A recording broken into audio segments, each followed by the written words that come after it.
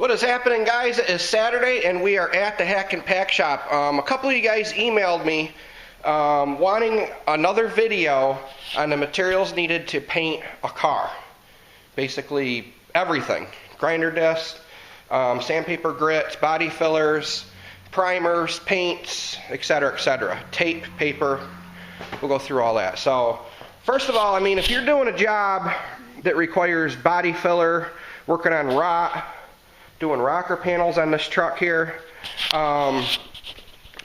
you're probably going to need a welder, okay? If you plan on doing rocker panels, okay, I mean, if you look at this truck, these rockers are just gone. All right, this is a 2004, guys, 2004 Ram, okay? This is the worst one I've seen yet. So if you're going to do rocker panels or repair panels in the bedside, I put some metal in this bedside. We're on our last coat of body filler on it now, before the icing. You're going to need a welder. Okay, this is what I use, guys. It's just a 140 amp MIG welder. It's I actually got the thing off of eBay for like, I don't know, 350, 400 bucks. Came with a cart. It came with the gauges for the tank. Okay, I had to buy the argon tank separately. Alright, but it works good for doing sheet metal work. It's not great for frames, okay? But it works really good for doing primarily what I do here. I mean, they say you could weld up to 1/4 inch steel. I don't believe it. 1/8 inch steel, I feel confident about it. 1/4 inch steel, yeah, I don't think so, okay? And a lot of you guys have also emailed me about the gasless welder versus the welder that uses the argon. Preferably, I prefer the argon. That's what I was brought up on, okay? MIG welders were really getting hot. You know, when I started doing body work back in 1987, okay? Yeah, so this is what I've learned on, and this is what I prefer to use. The argon, you know, it does help cool the metal, whatnot. You get a lot better welds, okay? Like if I turn that tank off and weld, it's gonna be really nasty, porous looking welds. They're not gonna be strong, okay? So I would prefer to use the one that uses the argon. Like I said, guys, I think it was under 400 bucks for this welder, and this is like the 3rd year, okay? And it's still going. I haven't had any real major issues with it other than tips, the trigger switch. Other than that, she's been fine, okay? I buy the bigger roll of wire for it. I use the big dog, and I think it's .030 is what I use, okay? And I've been running on this roll of wire for probably 5 to 6 months. It's getting a little low now, but it works out well. You know, it's got the cart so you can wheel the damn thing around. Okay, torches, they're handy. I don't have my torches here. They're actually loaned out. They've been loaned out forever. I need to go get them. Torches are really handy too, especially when you're, you know, if you're changing a box or taking a rusted bumper or something like that off. Torches are very handy, okay? Body fillers. I know the last time I did a video for you guys, I just had everything like out there for you. We're just gonna walk around the shop and I'm gonna show you what I use. All right, for rot. All right, and this can is about expired. This is what I use for the actual, if I'm filling a rust hole, they're not paying me to weld it, I'm just filling it long and strong. It's a long strand body filler. See, this is dried up because I used I left the top off it. This stuff, guys, is about $70 a gallon. Long and strong, and you can see the long hairs in it, okay? This stuff is really durable. It is waterproof, okay? I actually used a lot of this in the Subotaru. There's a couple gallons of that stuff in the Subotaru, okay? This also works good for like pinholes in rot. The Duraglass, it's good stuff, guys, but again, you're looking at about, what is it, $71.99. I think I paid like $64 for it, okay? Duraglass, it's good stuff again. Waterproof for metal and fiberglass repair. Comes with a hardener. And this stuff is pretty much like the long and strong, but this stuff, see, there's really no hair. Okay, they say it's like a fine strand, or at least the other stuff I use is, but that, you don't see the hair, so that's not good for filling in big holes. Okay, for going over the top of both of these types of body fillers, or doing any other dent repair, I've been using the 3M lately, the lightweight body filler. The cost on it's $27.77, so I probably paid about 22 bucks for this gallon. Seems to be pretty good stuff. I've been buying a lot of it. I always experiment with the body fillers, but the 3M, here's an empty can, obviously. I've been using this quite a bit, and there's another almost empty can there. Okay, so the 3M stuff, I like it. I really like it. Somewhere, so I got some icing right here. The icing is to go over the top of the body filler to fill in pinholes, things like that. $36.99 for this quart. Okay, I probably paid about 32 bucks for it. Okay, works really good for pinholes, sand scratches, things like that. You do not want to use this over the top of lacquer primer though. It will lift it off. So just so you know, if you're using lacquer primer, put this on first, do your sanding, and then prime it. Okay, works really well. So there's the body fillers that I use. Now we'll go to the sandpaper. And excuse my shop, it is unorganized, it needs to be cleaned. Well, first we'll go over the grinder discs. Alright, I've been using these types of discs a lot. This one's pretty much beat. Okay, they're like little teeny individual pieces of sandpaper. Okay, but they seem to wear out pretty quickly. But when they're new, they work out really well. Okay. But there's several different types of grinder discs. These are anywhere between $3 and $5 each. Okay, and you can burn one of them up in 15-20 minutes. And you also have this type of grinder discs. This is good for grinding down welds and things like that. I wouldn't suggest taking this to direct rust on a car unless it's really thick metal and you want to really dig into it. On this thin metal, this disc will burn right through it. Okay, for DA paper, DA, it's a dual action sander. Okay, there's two different types. This is actually for a what they call a mud hog. Okay, and we'll show you what a mud hog is in a minute too. Alright, but this is like 8 or 9 inch, I think, paper. Alright, and this stuff's like almost $2 a sheet, 3M. Okay, works out really well. But this is for knocking down, if you want to knock down like a box side, you know, like something like what I got going on right there in this Dodge, this stuff is the cat's ass for that. But your regular DA paper, like this feels like 220 or 180. Yeah, this is 180 grit. There's many different grits that you're going to need. You can buy 36 grit, which I do inventory that. It's somewhere around here. Here's some more of them grinder discs, brand new ones. Okay, I think that package is 20 bucks, so I paid 4 a piece for them. Okay. But you have 36 grit, which is one that I don't really commonly use. But again, if it's a smaller area like that with open body filler and you're just roughing it out, 36 grit works fine. Okay, 80 grit, it's a very popular grit. This is actually a piece of board file paper.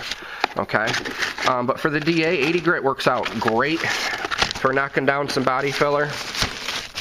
I mean, I got paper all over the place here, guys.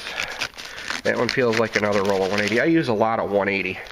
Okay, 80, 180, 220, 320 are the common ones that I use. I know I got some brand new stuff. This is a roll for a sanding block, 3M. Okay, basically you put this on your sanding block. This is for hand sanding primer. Okay, I use the 320 when I block sand the primer out. Yeah, see, you can buy them in the like the 5-packs too, which I've done that quite a bit. Got wet sanding paper, 400 grit, which is good for primer. Okay, if you're wet sanding primer, some 220. If you're wet sanding like really rough orange peely primer, works out pretty good. Scotch-Brites. Scotch-Brites are really handy. Like on this vehicle here, I'm doing some quarter work to it and some rocker work. Scotch-Brites are really good just to knock down the shine, okay? Basically, that's all you want to do. You just want to knock it down.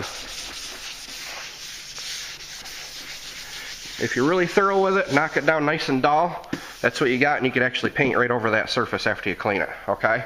Works out specifically well for blends. Like I'll be blending this car up into here, okay, because I'm doing the quarters and the rockers on it. So basically, I'll Scotch-Brite up here. And then I'll Scotch-Brite this whole panel, because we're not going to have color way up here, guys. There's no reason to do it. I basically have no blend room here to the door anyway. I'm just going to pray that the freaking color matches, and this color usually does. I think it's that navy blue that GM puts out, or they put it out for a few years. But if you're doing blending or anything like that, Scotch-Brite is the way to go, okay? Basically, when you're painting a car, you only want to put the color where you need it. You don't have to put color on the whole panel if it don't need it. right here. This goes like about 400. Yep. 400. I put that on a DA sometimes, and sometimes knock down a primer. Like, again, if it's really orange peely. I mean, guys, in this drawer, there's probably $600 to $800 in sandpaper. Believe it or not, okay? I mean, this stuff is not cheap, okay? Well, actually, there might not be that much anymore, but when I inventory it all up, yeah, it comes to about that much. Yeah, right here. Here's a 20 pack of 40 grit sandpaper. I think this was about 30 something bucks, okay? This DA paper usually runs anywhere between 50 and $1 per sheet. Not cheap. I'll be right back. I think somebody... Okay. So I got another 25 pack of 80 grit. This is probably right around 20 bucks, okay? Lacquer thinner. Basically, the only thing you need this stuff for is to clean out your paint gun. It's basically cleanup thinner. I usually do, when I use the lacquer type primer, I do thin the lacquer type primer down with this. But primarily this is, it's cleanup thinner. It's right around, I think I pay like 11, 12 bucks a gallon for this. Okay. I have another gallon of it here. Actually went to Napa 2 different days and didn't realize that I bought thinner a couple days prior. Here's another gallon of 3M body filler. Okay. It's good stuff. I like it. Spreaders for putting on your body filler. Okay, you want to make sure you keep these good and clean. I think these are $1 a piece roughly at Napa. I think I get them a little bit cheaper though. Okay, but you're going to definitely need some of these. Tape. You got different types of tape, guys. You have the white tape, you have the green tape, you have yellow tape, orange tape, blue tape. Okay, the white tape primarily is what I put on the paper tree, which I have to reload this. Okay, I just actually inventoried the tape up. I don't like to use this tape directly on to paint. Okay, like say I'm going to tape this off here. I don't really like to use this because sometimes the paint will absorb through this white. Okay, but the green, like this roll of tape here, is probably $11 to $12. This 2-inch tape. Actually, I think it comes out to be like 1 3/4. I don't think it's a full 2-inch. Oh, maybe it is. Okay, yeah, I guess it is full 2-inch. But the green tape, this tape is what I use for all of my edging, okay? So say I'm painting this fender and I'm not painting the hood, I'll use the green tape here, okay? Just because it's a little bit thicker. I just like it, guys. I've been using it for years. It seems to work really well. I know a lot of guys are using the yellow also, okay? Napa doesn't have the yellow. They only have the green and the white, so I use the green. All right, and then you have 3 different sizes of masking paper. You have your 6-inch, you have your 12-inch, you have your 18-inch, and then they do have 36-inch, but this is my paper tree. This is all that it'll hold. Okay, the 6-inch is really good for like doing headlights, things like that. Okay, the 12-inch is good for doing smaller windows, okay, or smaller areas, and the 18-inch actually works awesome for most windows and covering up panels and things like that. All right, Mud Hog. This is the Mud Hog. One of our great subscribers gave this to us.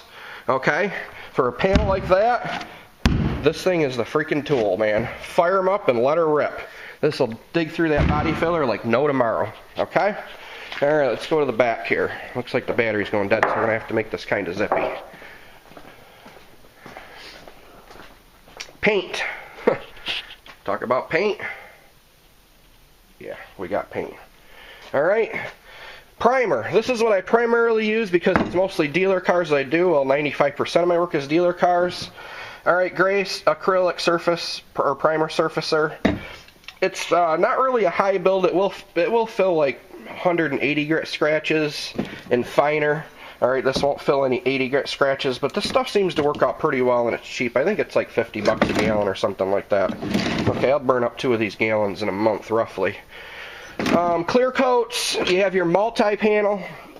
If you're doing like say the whole side of a car or a whole front clip, alright, this is what I'll use, or a complete paint job. I'll use the overall clear, okay? The spot panel clear, if I'm doing just say a door, a fender, or maybe only 2 panels, or a bumper, I'll use a spot and panel clear coat. This stuff doesn't work out quite as well if you're doing like the whole side of a car because it tends to dry a little bit quicker, okay, and then it looks a little bit hazy.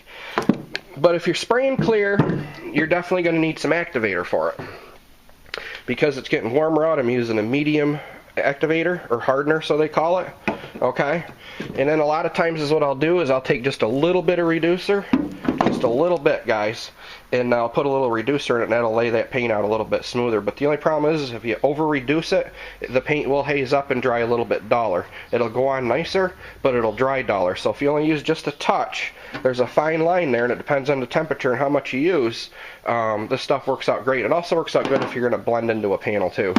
Okay, of course, obviously I got a bunch of thinner. There's more clear coats back there, things like that. This reducer also works well for reducing your paint. Okay, you take this color, you know, they recommend, oh God, I don't know if I'll be able to read it on the can, but I don't go by what they recommend anyway. Usually is what I'll do is 2-part paint, 1-part reducer. Some paints require half and half. Some paints are like 3 to 1, but I usually do 2 to 1 for my paint and reducer. Sometimes if it's black or something like that, and I'm just doing lowers in the car, I'll reduce it very little so I get more coverage. Okay, and you know, it'll lay it right out. So there's kind of like your overall what you're kind of going to need to work on your own stuff. If you're only doing a couple panels on your car, I suggest covering the rest of it up. Okay, get a big tarp, a good clean big tarp, or buy some plastic, and you want to cover. Like I'm doing basically the rear quarter panels and rockers in this car, so I have to cover up the rest of this car so it doesn't get plastered and overspray. Okay, some of these clear coats say 36 inches. You know, if you only cover 36 inches past the area that you're painting, you should be safe with a spot panel clear. That is true. With an overall clear, no, the stuff lingers around longer. It's stickier. It takes longer to dry. So you're gonna have overspray in your car. If you do get overspray in your car, and I've been famous for that, guys, I'm not gonna lie to you there. Mothers makes a good clay bar kit. I actually used this for the first time the other day on a Ford that I did, and I got a little bit of overspray in the hood. I didn't have the front, like 2 feet of the hood covered. And this clay bar does work out pretty well. If you read the instructions, it gives you basically a spray that's in here. You spray it down basically to lubricate the panel, and you use that clay and you just rub the clay, and it'll take off that overspray. So there, guys, a quick rundown on what you're going to need to paint your car. Tools-wise, I mean, I have this little freaking cheap Harbor Freight touch-up gun, okay, which is all I'm going to use on this Grand Prix, okay, because I'm doing kind of small areas. It's small quarter panels, it's small rocker panels, so I'm only going to use a touch-up gun. Obviously, you're going to need a grinder. They make several different types of grinders, okay. You're going to need a dual-action sander, something like this. They call it a DA. Okay, little angle grinders, board files. I mean, guys, I can go on and on and on, and I'll just give you a quick rundown on some of that stuff. I got tools everywhere, so excuse my unorganization here. Sometimes these little saws come in handy if you're cutting some metal. Okay, there's another DA in here, my Hutchins. There's some air tin snips, which don't work anymore. I used them once and broke them. I actually have some electric shears that I use, and they work out great. This is one of my old air hammers, okay?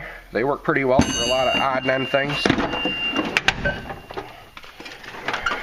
I've just got tons of stuff in this toolbox. Somewhere here, though, there's the little DA kit and things like that. Maybe not.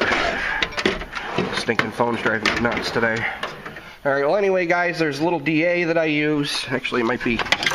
Okay, here we go. This tool here is a flange tool and a punch tool. Works awesome for doing metal patches. Okay, so if you want to put a lip in the metal, I don't know if the camera will pick it up, but you can kind of see the pattern it gives you in the metal. It works great for welding, okay, and it's got a little hole punch in it. Alright, little handheld DA. This is really good for doing rocker panels in areas that you can't get into with a big DA. And they do make like a little buffer kit for it too. So if you're doing some buffing, alright, you get some arbors and some burr tools and, you know, all sorts of happy crap. Of course, you need wrenches, pliers, big pliers, okay. This is what's left in my electrical drawer.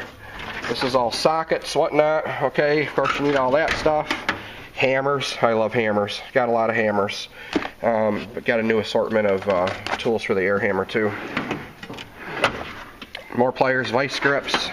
Odd size vice grips, guys, that come in very handy. And then screwdrivers, okay.